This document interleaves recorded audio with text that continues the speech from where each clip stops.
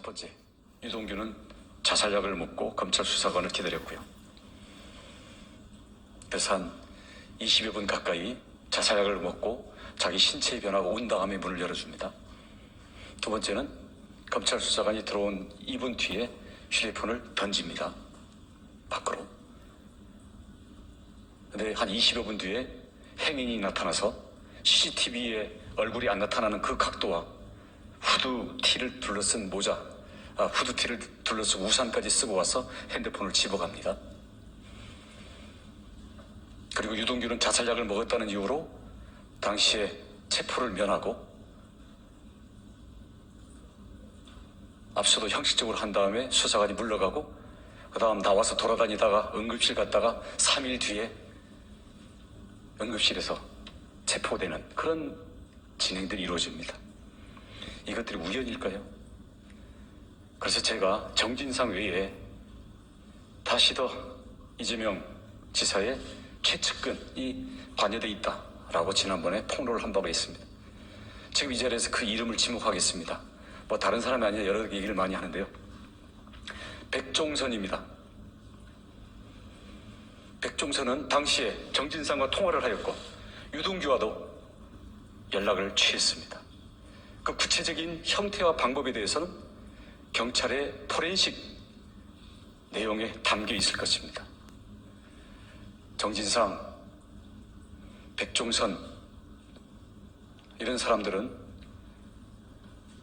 아이폰의 페이스타임 또는 텔레그램의 앱 상에서의 전화를 이용하기 때문에 텔레그램 앱은 우리 통신사의 통화 기록으로 남지가 않습니다.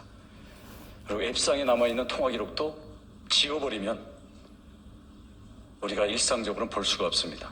근데 이런 것들이 과연 포렌식상에서는 어떻게 남는지에 대해서는 저희가 포렌식 기술과 그 구체적인 내역을 저희가 직접 확인을 하지 못했기 때문에 저희가 포렌식 수사 결과를 가지고 경찰이 제시를 해라고 한 건데 경찰, 검찰 모두가 포렌식이 끝났다고 하면서도 이에 관해서 어떠한 수사도 진행하고 있지를 않습니다.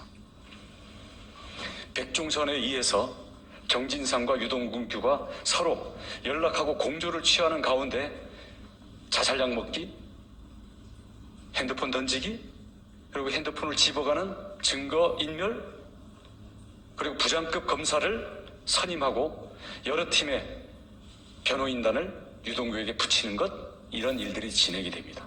즉 유동규의 압수수색과 체포 이후에 이에 대한 대비책들이 진행이 됐던 것이죠.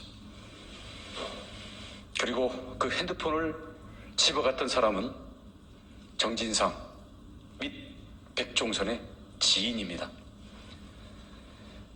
검찰은 이 핸드폰을 찾지를 못했고요. 일주일 뒤에 경기 남부경찰서 경찰청에서 소위 김씨라는 이름으로 한 시민이 그냥 주소다가 갖다 바친 걸 하고 있지만 저희들이 파악하고 있는 것과는 다릅니다.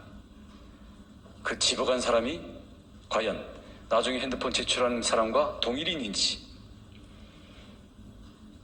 그리고 왜 일주일 동안 이 핸드폰은 어디를 돌아다녔던 것인지, 그 일주일 동안 핸드폰 상에 있는 뭔가의 기록을 지우기 위한 조치들은 있었던 것인지에 대해서 당연히 포렌식이 이루어져야 되고 수사가 이루어져야 되는 것입니다.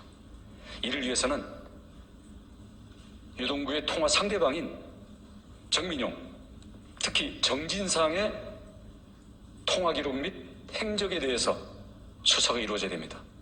정진상이 통화한 곳이 경기도청인지 다른 곳인지, 정진상이 유동규와 통화할 때 옆에 이재명 지사가 있었는지 아니면 다른 형태로 유선상의 보고 대기 상태였는지, 그리고 당시에 백종선은 어느 장소에서 어떤 위치로 한 연락을 취했고 그 연락을 받고 누구를 불러서 어떤 조치를 취했는지, 여기에 대해서 수사를 해야 합니다.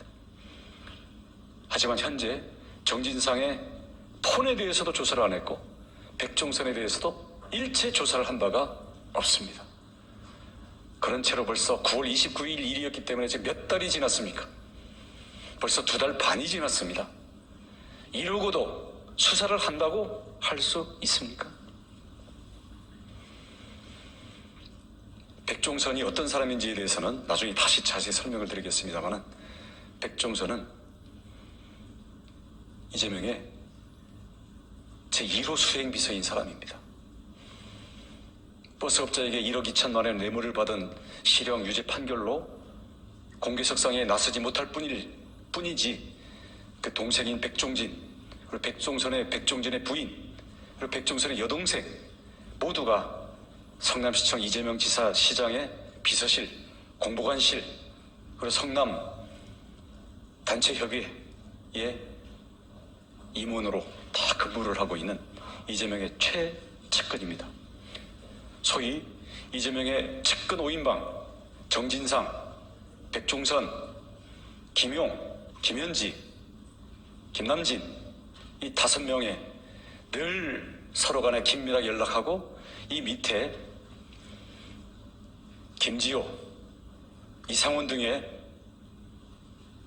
하부 실무자들이 그들로부터 내려오는 지시를 수행하던 이 관계에 대해서 이재명 진영의 내부를 잘 아는 사람은 누구나 아는 내용에 대해서 경찰과 검찰이 서로 협조도 안 하고 서로 포렌식 내용에 대해서도 늦게야 마지못해 공유하고, 이런 식으로 해서 수사를 쪼개고 서로 핑퐁으로 넘기면서 가장 기본적인 진상규명의 핵심 요소들, 핵심 인물에 대해서 전혀 수사를 안 한다는 것은 과연 지금 검찰이 하고 있는 수사가 얼마나 엉터리인가를 알려주는 것입니다. 마무리하겠습니다.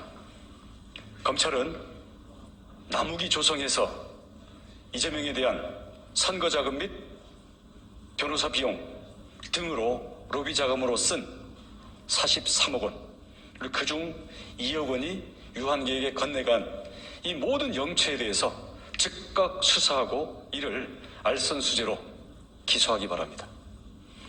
그리고 그 과정에서 20억 원을 제공했다가 130억 원을 갈취한 나석규의 공갈 혐의에 대해서도 즉각 입건해서 철저히 수사해서 밝히기 바랍니다. 그리고 유동규와 마지막 순간에 통화했던 정진상, 그리고 정진상과의 협조관계 하에서 휴대폰을 증거인멸하려고 했던 관계자들 모두와 그들이 이재명 지사와 당시에 어떻게 보고를 하고 지시를 받았는지, 이에 대해서 진상을 밝혀서 증거인멸의 공범으로 모두 입건해서 철저히 처벌하기 바랍니다. 이러한 상황에 대해서는 제가 지금 큰 줄거리와 핵심적인 요소를 말씀드린 것이고요. 오늘을 시작으로 해서 앞으로 대장동 그리고 기타 여러 이재명 후보와 관련된 비리의 여러 가지 실체에 대해서 제가 확보하고 있는 제보와 증거들에 근거해서 모든 것을 국민에게 알리고, 검찰의 수사의 문제점과 이재명이 직접 대답해야 되는 내용들에 대해서 저희가 직접 앞으로 과정을 진행해 나갈 것이라는 것을 말씀드립니다. 네, 감사합니다.